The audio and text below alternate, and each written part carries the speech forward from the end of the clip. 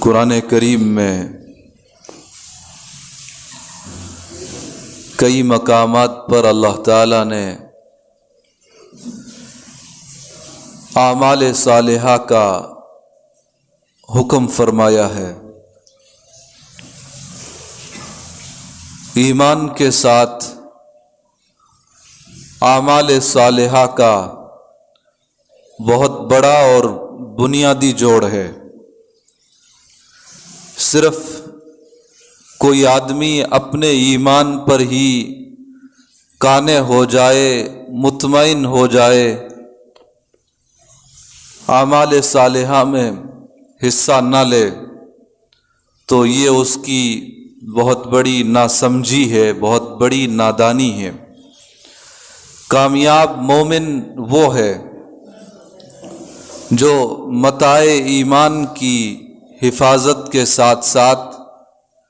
اعمال صالحہ میں بھی بڑھ چڑھ کر حصہ لینے والا ہو۔ نیک کام کرنے ہی کی برکت سے انسان کا ایمان بھی مضبوط ہوتا ہے، پنپتا ہے۔ اعمال نہ ہو تو پھر ایمان دن بدن کمزور ہوتا ہے۔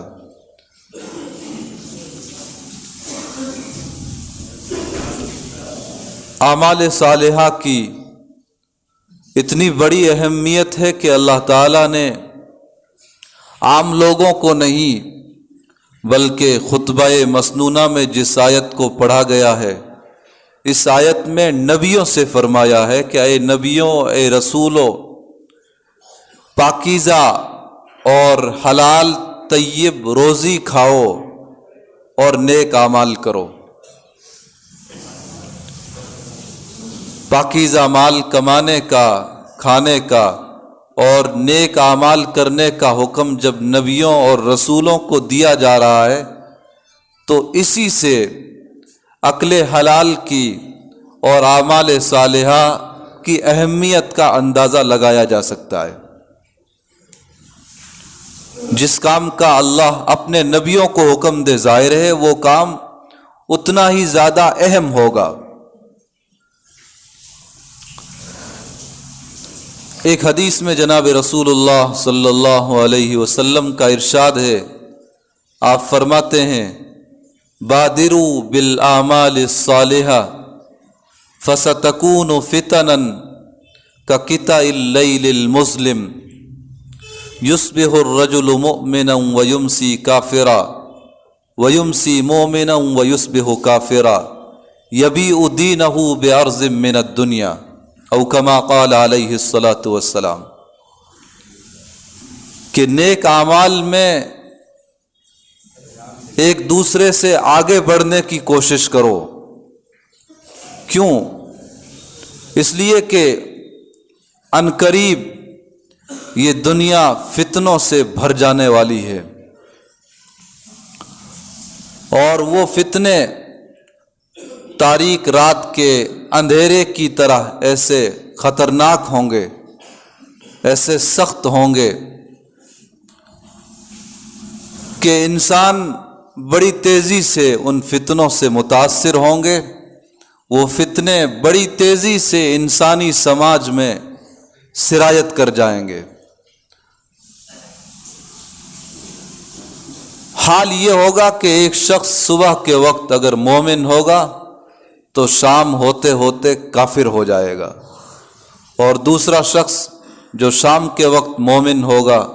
وہ صبح ہوتے ہوتے کافر ہو جائے گا۔ معمولی مفادات کی خاطر، دنیا کے معمولی سودوں کی خاطر انسان ایمان جیسی چیز کو بیچ ڈالے گا۔ یہ وہ بات ہے جو نبی اکرم صلی اللہ علیہ وسلم نے آج سے 1450 سال پہلے ارشاد فرمائی تھی۔ ہم جس زمانے میں اس وقت جی رہے ہیں وہ بڑا ایمان کے لحاظ سے خطرناک زمانہ ہے۔ اس دور میں فتنوں کا تناسب پہلے سے کہیں زیادہ بڑھا ہوا ہے۔ اگر ایمان کی حفاظت کی، اعمال صالحہ میں حصے داری کی ضرورت پہلے تھی تو آج وہ ضرورت پہلے سے کئی گنا زیادہ بڑھ چکی ہے۔ ہم سب لوگ پڑھتے رہتے ہیں، سنتے رہتے ہیں کہ آج فلاں جگہ فلاں شخص ارتداد کا شکار ہو گیا، یا فلاں عورت ارتداد کا شکار ہو گئی۔ اب تو حال یہ ہے کہ شاید ہی کوئی صوبہ اور شاید ہی کوئی شہر ایسا بچا ہوگا جہاں مردوں اور عورتوں کے ارتداد کے تھوڑے یا زیادہ واقعات پیش نہ آئے ہوں۔ ہر صوبے کی، ہر شہر کی یہ کنڈیشن ہے، یہ کیفیت اور یہ حالت ہے۔ تجزیہ نگاروں کا ملکی حالات پر، عالمی حالات پر گہری نظر رکھنے والوں کا خیال یہ ہے کہ پچھلے 3-4 سالوں میں ارتداد کے جتنے واقعات پیش آئے ہیں، جس کثرت سے پیش آئے ہیں، اتنے زیادہ واقعات تو پچھلی پوری صدی میں پیش نہیں آئے تھے۔ بڑی تیزی سے حالات بدل رہے ہیں۔ ان حالات میں اگر ہم نے اپنے آپ کو مکمل طور پر ماحول کے حوالے کر دیا، اسلام مخالف تنظیموں اور تحریکوں کی تہذیب، ان کے تمدن، ان کے نظریات، ان کے خیالات کے اپنے آپ کو مکمل طور پر حوالے کر دیا، تو پھر ہمارے ایمان کا اور ہمارے اعمال کا اللہ ہی محافظ ہے۔ اس دور میں چند کام کرنا ہمارے لیے بہت زیادہ ضروری ہے، اور ان کاموں کا ذکر بھی باقاعدہ نبی اکرم صلی اللہ علیہ وسلم کی حدیث میں ہے۔ آپ نے فرمایا تھا شیطان انسان کا دشمن ہے، جس طرح بھیڑیا بکریوں کا دشمن ہے، موقع ملتے ہی ان پر حملہ آور ہوتا ہے، یہی حال شیطان کا ہے۔ فضائل اعمال میں حضرت شیخ الحدیث رحمۃ اللہ علیہ نے غالباً کسی جگہ یہ حدیث نقل فرمائی ہے، جس کا مفہوم یہ ہے کہ جس طرح بھیڑیا اکیلی بکری پر حملہ کر لیتا ہے، ایسے ہی شیطان اکیلے انسان پر جو معاشرے سے، سماج سے بالکل الگ تھلگ رہتا ہو، جس کو اجتماعی کاموں سے، سماجی کاموں سے کوئی سروکار نہ ہو، اپنی دنیا میں مگن ہو، اپنے ہی مفادات میں غرق ہو، ایسے شخص کے بارے میں حدیث میں فرمایا گیا کہ جس طرح اکیلی بکری پر بھیڑیا حملہ کرتا ہے، ایسے ہی اس طرح الگ تھلگ رہنے والے سماج سے انسان پر شیطان حملہ کرتا ہے۔ اس لیے اجتماعیت کو لازم پکڑو، اپنے اکابر کی زیر نگرانی زندگی کا سفر طے کرنے کی کوشش کرو، کیونکہ یہ ایک حقیقت ہے کہ جب ہمارا رابطہ، ہمارا تعلق اللہ کے نیک بندوں سے ہوگا، اہل علم سے ہوگا، خانقاہی، تبلیغی اور مدارس کے ماحول سے ہمارا رشتہ مضبوط اور مستحکم ہوگا، اور یہ تعلق اخلاص للہیت کی بنیادوں پر قائم ہوگا، تو ایسے خوش نصیب انسان پر شیطان کسی بھی طرح حملہ آور ہو ہی نہیں سکتا۔ اور جہاں ہمارا تعلق نیک لوگوں سے، اہل اللہ سے، اہل علم سے کمزور ہوگا، ہم اس طرح کے ماحول سے الگ تھلگ رہیں گے، تو پھر شیطان بآسانی ہمیں اپنا شکار بنا لے گا، اور اپنی اصلاح کی فکر کرنے کے ساتھ ساتھ اجتماعیت کو لازم پکڑنے کے ساتھ ساتھ ہمارے لیے یہ بھی ضروری ہے کہ ہم اپنے گھر کے اندر کے ماحول کو دینی رنگ میں رنگنے کی پوری کوشش کریں۔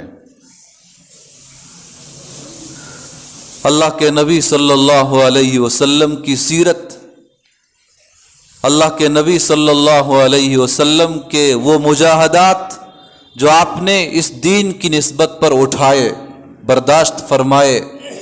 صحابہ کرام کے، صحابیات کے دین و ایمان کے واقعات، اولیاء اللہ کے تذکرے، تعلیمات اسلام کی اہمیت، افادیت، یہ چیزیں ہر روز تھوڑا بہت وقت نکال کر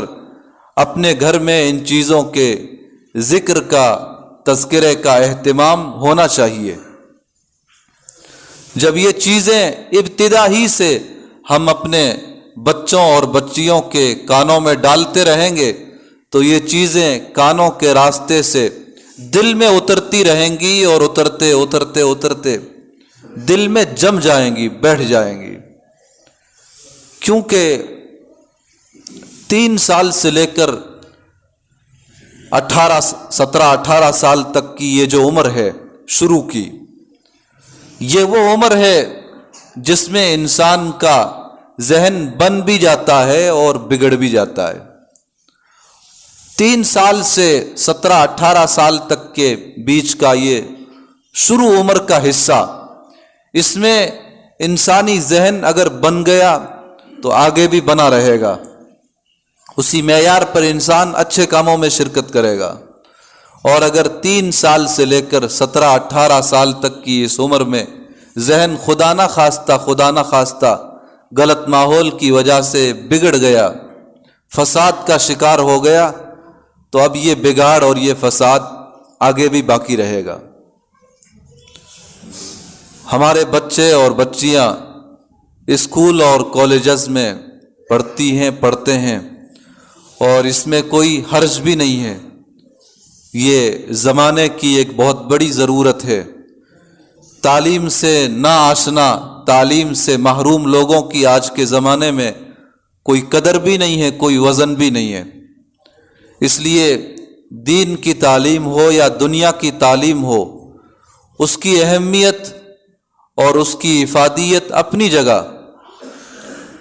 لیکن اسکول میں پڑھنے والے بچوں اور بچیوں کی دینی تعلیم اور تربیت کی اگر ہم نے فکر نہیں کی تو اس کے نتائج بڑے سنگین برآمد ہوں گے۔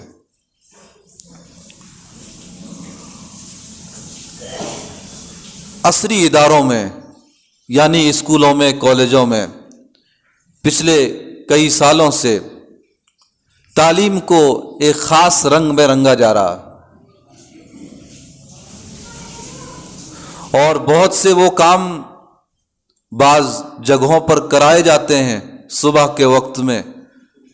طلباء سے اور طالبات سے کہ جو سراسر اسلام سے اور اسلامی تعلیمات سے ٹکرانے والے ہیں، اور ایسے بہت سے اسباق، مضامین کتابوں میں شامل کیے گئے ہیں، داخل کیے گئے ہیں کہ جن کے پڑھنے سے غیر مذاہب کے تہواروں سے، ان کے بانیوں سے، ان کے نظریات سے، ان کے خیالات سے بڑی واقفیت حاصل ہو جاتی ہے۔ چنانچہ دیکھنے میں بھی یہی آ رہا ہے کہ ہمارے عصری اداروں میں پڑھنے والے بچے ہوں یا بچیاں ہوں، وہ غیروں کے مذاہب کے بارے میں، ان کے دھرم کے بارے میں، ان کے تہواروں کے بارے میں اچھی خاصی معلومات رکھتے ہیں، لیکن خود اپنے دین کے بارے میں، اس کی تعلیمات کے بارے میں، اس کے امتیازات کے بارے میں صفر رہتے ہیں۔ وجہ کیا ہے؟ وجہ صرف یہی ہے کہ ہم نے اپنے آپ کو بھی اور اپنی اولاد کو بھی مکمل طور پر دنیا کے ماحول کے حوالے کیا ہوا ہے۔ دنیا سے الگ تھلگ رہنا، دنیاوی علوم و فنون سے الگ تھلگ رہنا، اس کا نہ شریعت نے ہمیں حکم دیا ہے، اور نہ ہی اس وقت ایسا کرنا کوئی عقل مندی کا کام ہے۔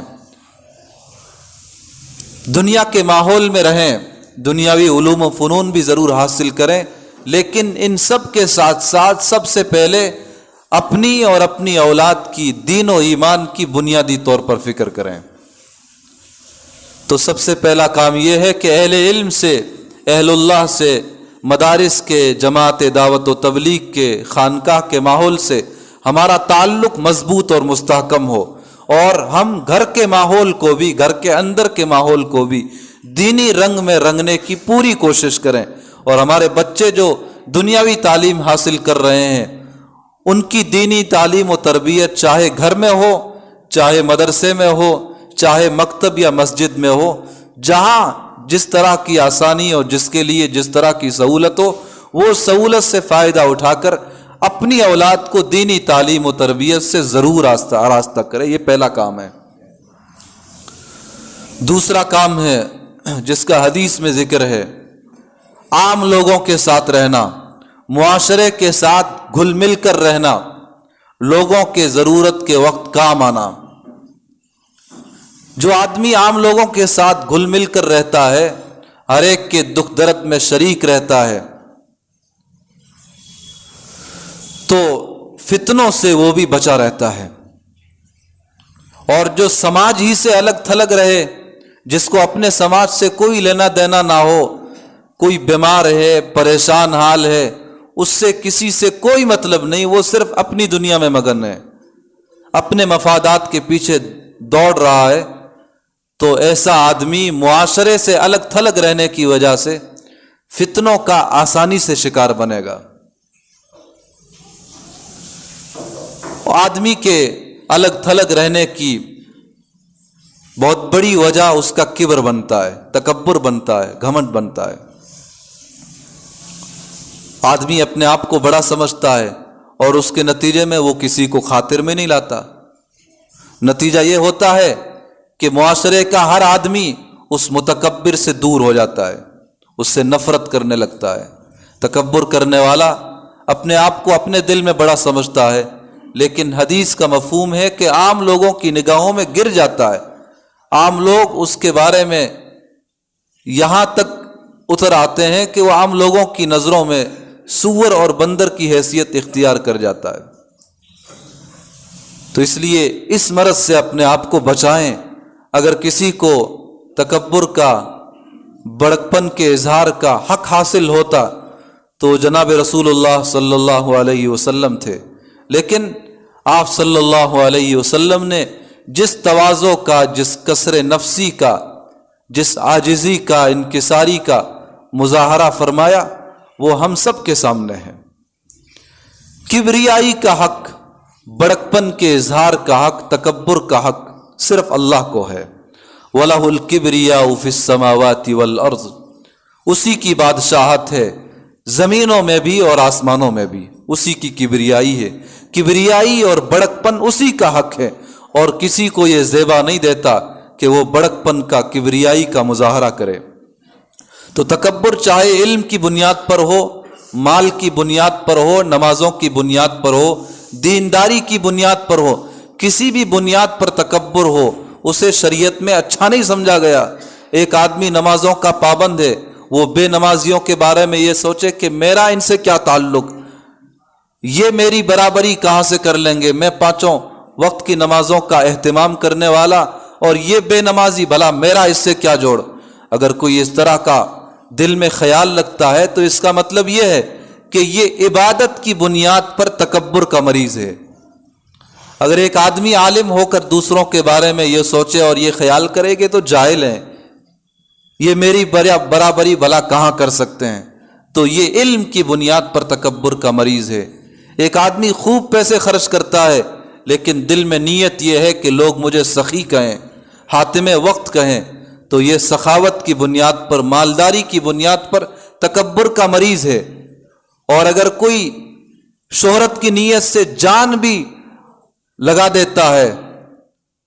تو اللہ تعالیٰ کے یہاں یہ جان کا نذرانہ بھی قبول نہیں ہوتا۔ تو بہرحال تکبر چاہے جس بنیاد پر ہو، اچھا نہیں سمجھا گیا۔ تکبر کی بنیاد پر انسان سماج سے دور ہو جاتا ہے،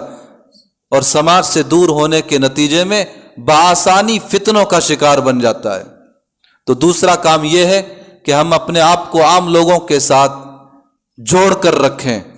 وقت ضرورت ہر شخص کے کام آئیں، ہر ایک کی ضروریات کے بارے میں فکر مند رہیں۔ اللہ جو توفیق دے ضرورت مند پڑوسیوں پر، رشتہ داروں پر، اہل محلہ پر خرچ بھی کریں۔ اس روش کی برکت سے انسان تکبر سے بھی بچا رہے گا اور فتنوں سے بھی بچا رہے گا۔ اور تیسرا کام ہے مسجد کی 5 وقتہ حاضری۔ مسجد کے باہر کے ماحول میں آدمی چاہے کیسی ہی باتیں سن لے، کیسے ہی خیالات اس کے دل و دماغ پر سوار ہو جائیں، مسجد میں آنے کی برکت سے اور نمازیں پڑھنے کی برکت سے ان غلط خیالات سے اللہ تعالیٰ اس کے دل و دماغ کو صاف فرما دیتے ہیں۔